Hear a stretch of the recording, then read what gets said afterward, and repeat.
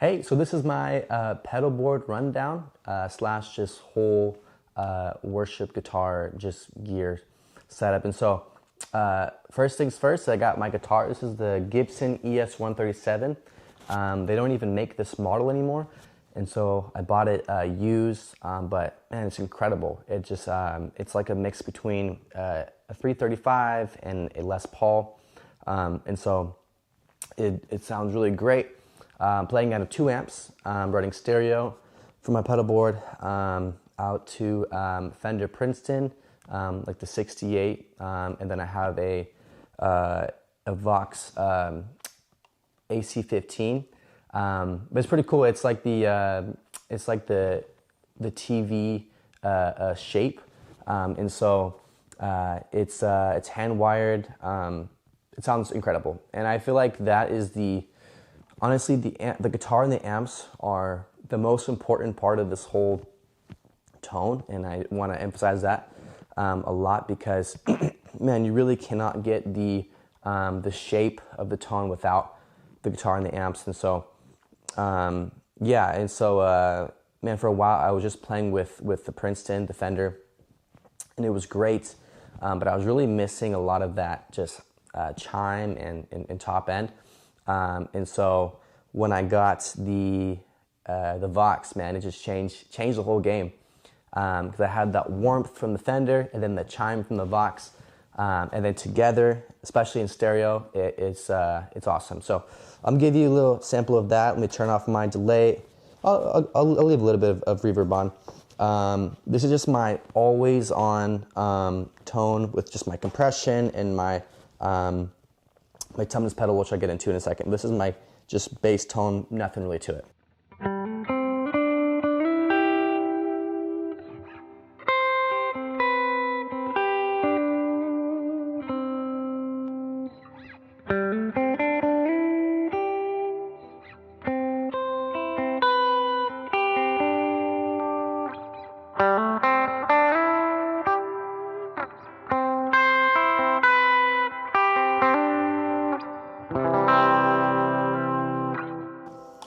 Yeah, that's literally just barely any reverb and just my compression and my Tumnus. So let's get into the pedal board. So the first thing my guitar is running into is the Deep 6 compression, and it's really just a super simple compression. It compresses the signal and it makes it tight, and it does what it's supposed to do. And so this is my second compression pedal. I had one which was a little bit more, I think it's the Compressor. It's a little bit too many knobs for me, and I didn't really understand it enough, so I went simpler, and honestly, it really helped just to be able to know what I was using. And so here's without it. Whoop. Here's without it and without the Tumnus. Let's start, just nothing. Very quiet, adds a lot of volume.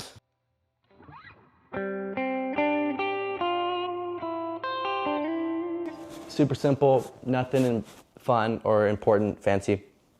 That's that. And then of course we have the volume pedal.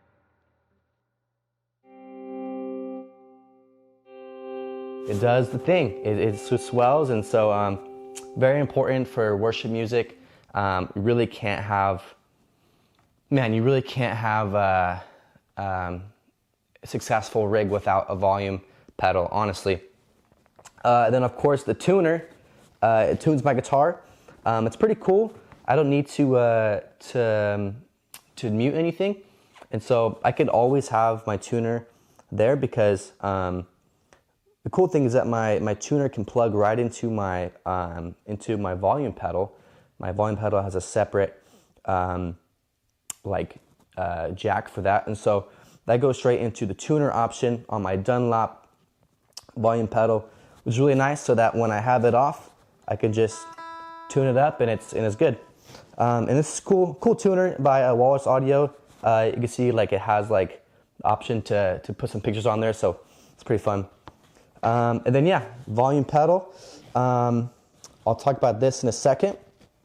But the next thing is the Tumnus. So the Tumnus, that is it's like a Klon clone. So Basically, it's like a more clean,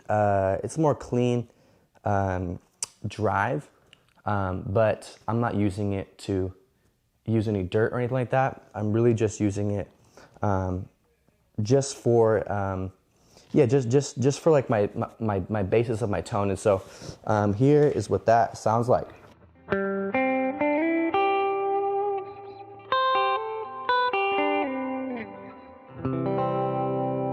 Yeah, so it's not really doing a whole lot, but what I love it for is it shapes the tone, and so it really pushes the mid-range, unlike anything else does. And so for me, I play lead most of the time, but I'm also singing, and so I just love to have that mid-range just there, because it really, instead of fighting all my pedals to get that, I can just have that there, and it just gives a little bit of just ever so slightly a bit of grain. And so when it's clean, you know, and I have when it's clean, and I have, let's just say I have a little bit of delay on and a little bit of reverb on, and I put it into the treble position, I can really dig in. I can start like this, but I can really dig in to get it to sound more driven. So.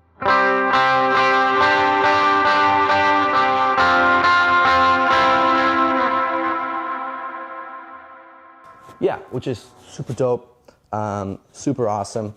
And so from there I have the Pitchfork. And so the Pitchfork is it's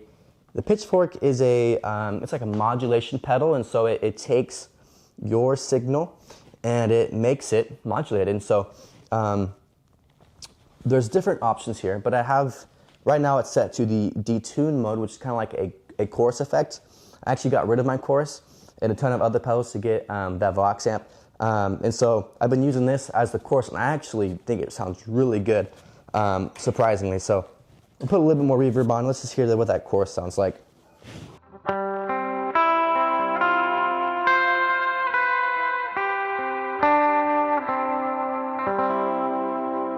Without it.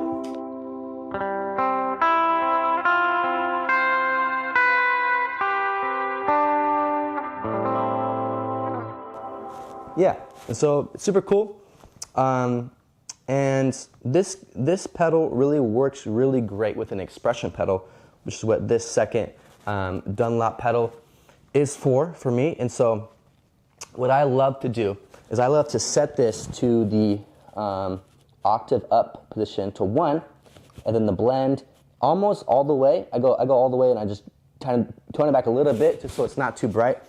It does some really cool things, because you can be playing, and then you could use the expression pedal to send it up the octave.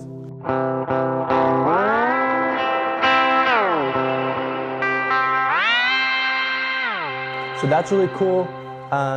That's really cool for that, but also you can blend, you can really utilize that blend option. And so I have the octave set up, but you can also set it in the middle to where it sends an octave below and up, which is what I use for the song No One Like the Lord, which sounds like this. I'm going to put some, let me get some reverb. Yep. Let me get some overdrive too.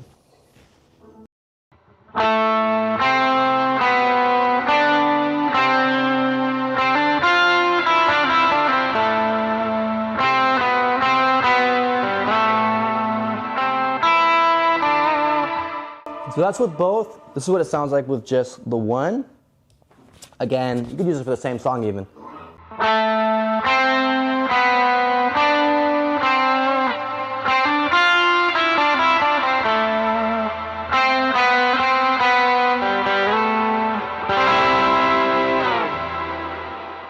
Sounds super sick.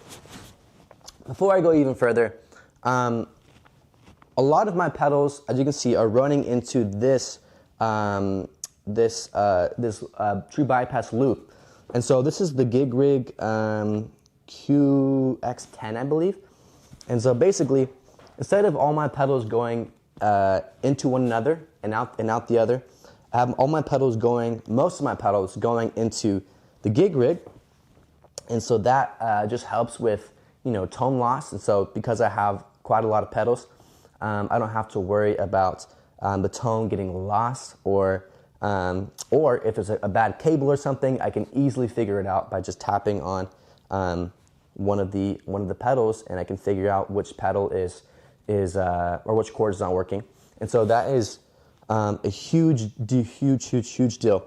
And so I have everything labeled. A lot of the labels are wrong, so just ignore that. And so we went through the Pitchfork. We went through the Tumnus. The next thing is the protein. So the protein is it's like so it has the dual overdrive. The left side is which I mostly use. It's like a blues breaker, but it's transparent. And so that is super helpful because here's the deal. The first pedal I ever bought was the Super Overdrive by Boss. And I got it because it looked sick. It had a sick name, the Super Overdrive. I wanted the Super Overdrive. It wasn't enough that I just had regular overdrive. And so I got the Super Overdrive. But honestly, I hated it because it changed my tone so much. I worked so hard to get a great clean tone and get everything sounding nice. And then it would just change everything. And so not all overdrives just simply break up the signal. And so the great thing about this is that it doesn't change the shape of the tone. Of course, with the tone knob, you know, you can get a little bit more bright, a little bit more warm, but it doesn't affect the tone so drastically like many other overdrive tubes, which is fine. But when you want something to just keep your same tone but make it just a little bit grainier, that's what the protein is, and that's why I love it. And so, yeah, the blue side is simply just takes it from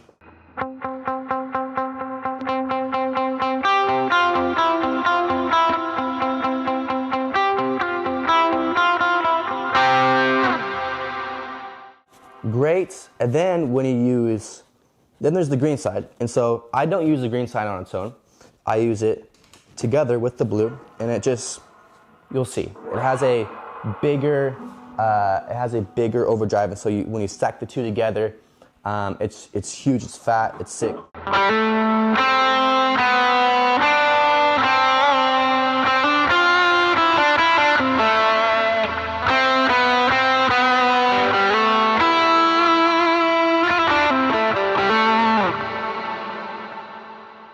Super sick.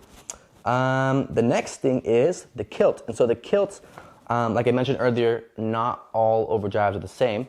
The Kilt, it does change the shape of the tone, but it does it in a way that I love. And so the Kilt, I wouldn't kick on the Kilt if I was trying to just grain up my tone a little bit.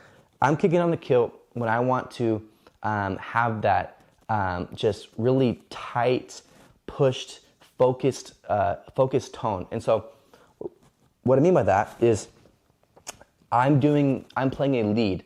I don't want to have this huge tone. I want it to be focused. I want you to hear all the notes. So that's when I'm kicking on the Kilt. And so it's more of a tight overdrive. It's not, you're not gonna have a whole lot of resonance. Or you are gonna have resonance, but you're not gonna have a whole lot of, you're not gonna be able to hear the breakup as well. But just listen.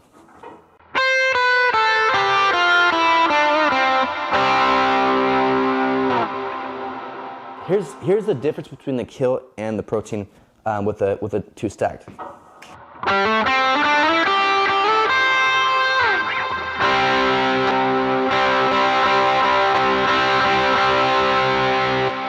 The protein has so much more body. It has so much more, it's big, which is hecka dope. But when you're trying to cut through the mix, man, the Kilt is so good. to really cut through with those high lead lines, especially when you're doing stuff higher on the fretboard.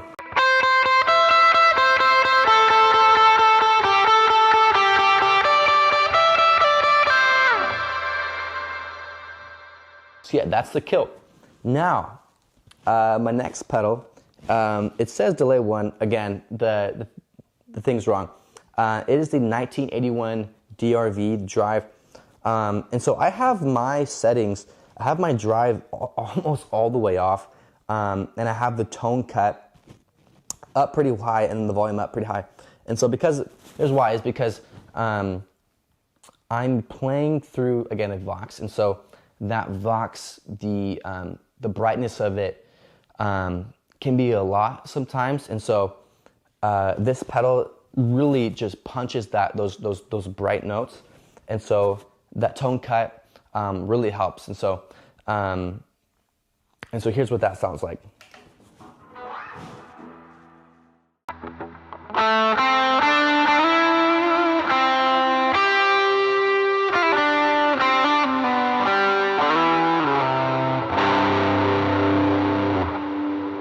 And so what this pedal is really is, it's actually very similar to a Rat pedal, which is just a very heavy distortion. And yeah, it's great. It's really great if you want to do some like some Top Gun stuff, some 1981 type tones. And so here's like that, that Top Gun thing.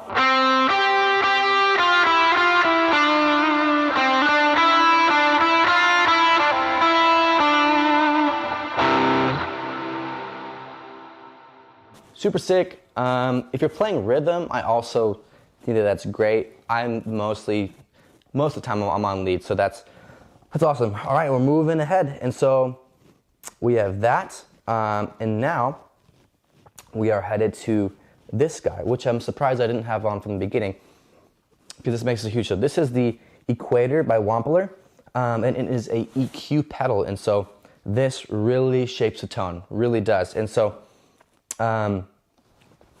here's what you've been hearing this whole time. Without it, let me go to the middle. Without it, with it,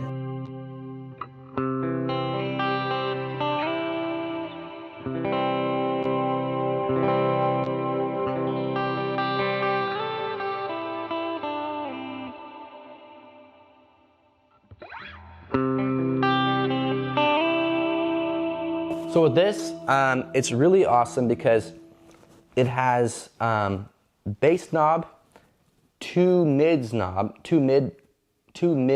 knobs, and one treble knob. And so with the mids is where really this pedal makes a difference. So you have the mids to where you can set the level of the mids, and then you can also set the frequency. So if you set the frequency, so for example, mids 1, the frequency is kind of really focused on those lower mids, and so I have that turned down a bit because I don't want mud in my tone. And then for my mids 2 it's focused on those more higher mids, and that is right down the middle. I want those. I don't want too much of that because I have the Vox now, which makes it bright. And so that really helps. Just like if you have an ugly frequency, you have something that is like, why is it rumbling this way? Like, why does my tone sound disgusting? Why is it so bassy? You can really just dial those in with the Equator. I love it. It's always on for me. And yeah, all right, here is where it gets interesting. So, as every other worship guitar player, and probably every other gear video of worship, worship electric guitar gear video you've ever seen before, I have the Timeline and the Big Sky.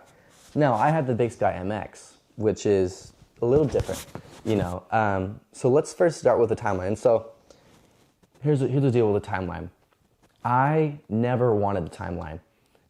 This is my 4th delay pedal. This might even be my 5th delay pedal. I have gotten these delay pedals in spite of the timeline, because I didn't want to use it. I seen everyone else using it. I didn't want to be joining on the bandwagon. And so I never wanted the timeline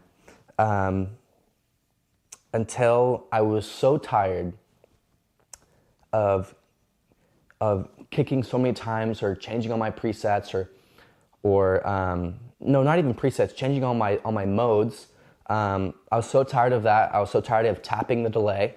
And I was like, okay, I gotta get the timeline. I mean, the timeline is so clutch. I cannot tell you how clutch the timeline is. It changes the game. I mean, it for someone that is busy, for someone that doesn't have a ton of time to do MIDI and to go on your computer and set your tones like that, like, I don't want to do that. And so the timeline is so clutch for, I've even done Sunday morning, before we start, I've set my presets, I've got the BPM, I've set them. It is so nice to be able to go through preset to preset, from song to song. You'll see here, this is, I think, a couple weeks ago, first song, I think this was Glorious Day. Well, this is last Sunday. Glorious Day, Jehovah. And then I go here, Cornerstone, and Too Good to Not Believe. And so you just can't beat the presets. You can't beat, when you're stressed out from song to song, when your tempo is just barely off, you just can't beat the presets, and it sounds really awesome. And so this is set for the song Jehovah. I'm gonna show you by tone. I'm gonna show you what it sounds like. I think it's here. And so again, the BPM is already set. I don't have to tap it to figure it out or try to, guess what the BPM is. It's already set. And this is the D bucket tone here. And so this is what it sounds like.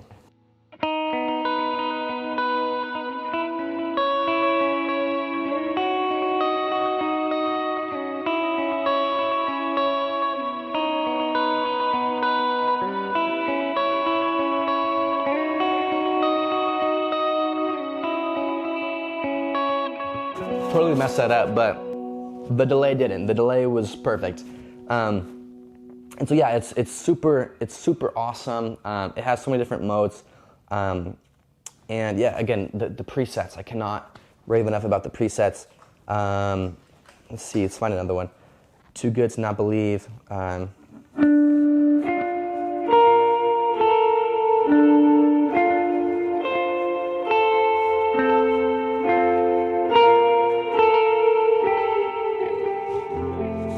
Yeah, it just, again, you just cannot beat the presets.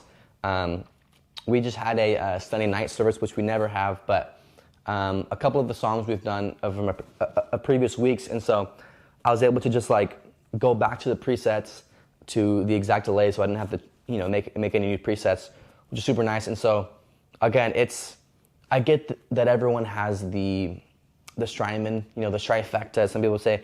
I don't have the Mobius, and I don't want it either. But the timeline, man, so clutch, so important, especially if you have, not a whole lot of time to use MIDI and all that kind of stuff. And so, yeah, and so that is my delay.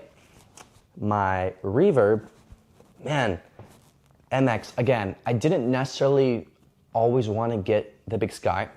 However, when they dropped the MX, I just couldn't. I had to let go of all my pride and just get it, because the possibilities with this reverb, just insane. The difference between the Big Sky and the Big Sky MX is you can have two reverbs going on at the same time. You can choose to have them in parallel or in series, or you have one reverb going into the other, or the other into the other. And so there's so much possibility here. I haven't even reached 10% of the potential in this reverb. It's insane. So this is the swell. The swell verb I have on here, just big, just a cloud. But here's where it gets dope. And so I have cloud running into the balloon. And so it's that nice big cloud, and then you have that balloon that happens. And so here's what that sounds like.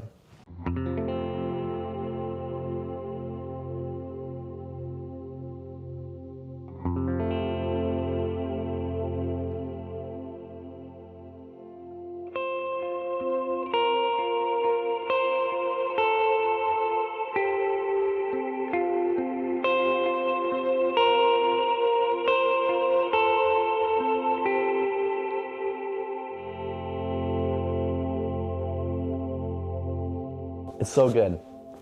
Definitely my favorite setting is the huge setting. And honestly, you don't need a ton of presets with reverb. And so honestly, you could definitely get away with not having this. I just love just to be creative, and I love the, I love to feel, to have something that is going to inspire you to, not stay boring, not just do what everyone else does, but to create yourself. And so this is the pedal that has really done that for me. Yeah, and so here's what I'll say about this is that if you just like the tones from this, like if you just like the cloud, like just get the cloud burst, don't get this pedal. And if you're not running stereo, also don't get this pedal. Get the big sky, the regular big sky. Don't get this, because when you have when you're running two reverbs at once, and you're using stereo, you can really hear it. You can really hear the difference when it passes over. You can really hear it. When you don't have stereo, you're not.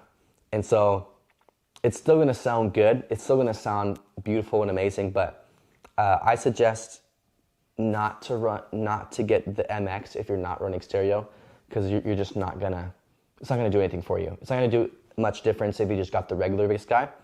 Or if you just you just like the cloud setting, just get the cloud burst and get some other reverb that has a couple different settings, so you can, so you can just, do whatever you want there. I think that this is definitely too much for most people. If you're not running stereo, I get it. And so, yeah, that is my, that's my pedal board, and here's what everything sounds like together. I'll give you a sample of a little bit of everything. Let me do something here.